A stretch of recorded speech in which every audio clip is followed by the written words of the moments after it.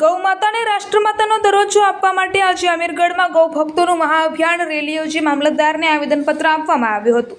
બનાસકાંઠા જિલ્લાના અમીરગઢ તાલુકામાં ગૌ માતાને રાષ્ટ્રમાતાના દરજ્જાને જાહેર કરવાની માંગ સાથે વિશાળ જનસમર્થન મળ્યું હતું, જેમાં મોટી સંખ્યામાં ગૌ ભક્તો જોડાયા હતા।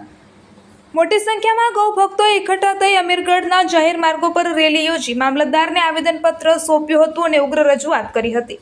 રાષ્ટ્રપતિ અને પ્રધાનમંત્રી સુધી અવાજ પહોંચાડવા માટે વિશાળ સંખ્યામાં સહયોગ સાથેના આવેદનપત્રો મોકલવામાં આવ્યા હતા।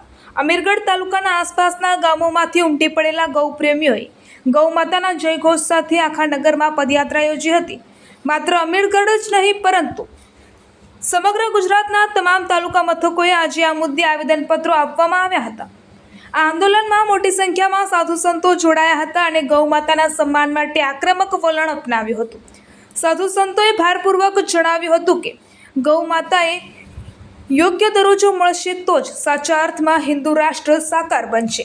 હજારોની જનમેદનીએ એક સૂર્ય ગૌ માતાને દેશનું સર્વોચ્ચ સન્માન અપાવવા માટે સંકલ્પબદ્ધતા વ્યક્ત કરી હતી। આ વિશાળ રેલીમાં ગૌ માતાને રાષ્ટ્રમાતાનો દરજ્જો અપાવવા અમીરગઢ તાલુકાના તમામ હિન્દુ સંગઠનો પણ જોડાયા હતા। આ પ્રસંગે અમીરગઢ તાલુકાના અલગ અલગ મંદિરોના સંતો મહંતો પણ મોટી સંખ્યામાં જોડાયા હતા। ગણેશગીરીજી મહારાજ ઝાલરા કરજા, બુધપુરીજી મહારાજ ડુંગરપુરીજી ધૂણી અમીરગઢ, લાલપુરીજી મહારાજ અવાળા, ગોપાલપુરીજી મહારાજ આકોડિયા, હનુમાનજી મંદિર ચૌહાણગઢ, દયાનંદ સરસ્વતીજી મહારાજ ખારા, સતવીરજી મહારાજ ઇકબાલગઢ, રતનગીરીજી મહારાજ ચૌહાણગઢ, ભોલાગીરીજી Maharaj Balaji Gaushala Iqbalgadh, Virgiriji Maharaj Balundra, Niteshgiriji Maharaj Zalra Karja, Sukhdevgiriji Maharaj Vagoriya, Mahadevpuriji Maharaj Virampur. Bureau report RJ news network Banaskantha. गौ माता जय गोपाल। आज संपूर्ण गुजरात में 260 से 70 तहसीलों के अंदर सभी जगह एक ही समय 10 बजे से 12 बजे के बीच में सभी जगह आज महामहिम अपने राष्ट्रपति जी, प्रधानमंत्री जी और मुख्यमंत्री जी और राज्यपाल जी के नाम से प्रार्थना पत्र दिया है। ये प्रार्थना पत्र गौ माता की सेवा, सुरक्षा और हत्या बंद हो इसके संदर्भ में दिया गया है।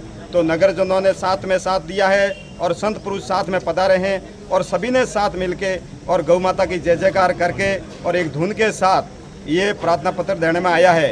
तो यहाँ श्री अमीरगढ़ तहसील के अंदर और मामलतदार श्री को ये प्रार्थना पत्र सौंपे गए हैं और हमने यहाँ से इनकी ओसी कॉपी ले ली है और वो भी हम वो डायरेक्टर यहाँ से राष्ट्रपति जी को, प्रधानमंत्री जी को और मुख्यमंत्री जी को और राज्यपाल जी को भी उनको आज भेजेंगे।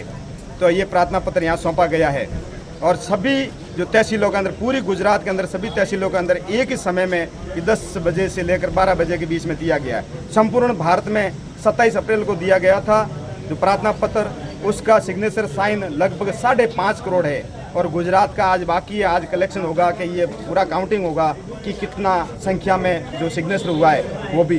तो गुजरात का साथ मिला के लगभग 7 करोड़ सनातनियों ने साइन करके गौ माता की हत्या बंद हो, गौ माता की सेवा हो, गौ माता की सुरक्षा हो, गौ माता को सम्मान मिले, इसके संदर्भ में साइन किया है और समर्थन किया है। जय गौ माता, जय गोपाल, गौ हत्या बंद हो।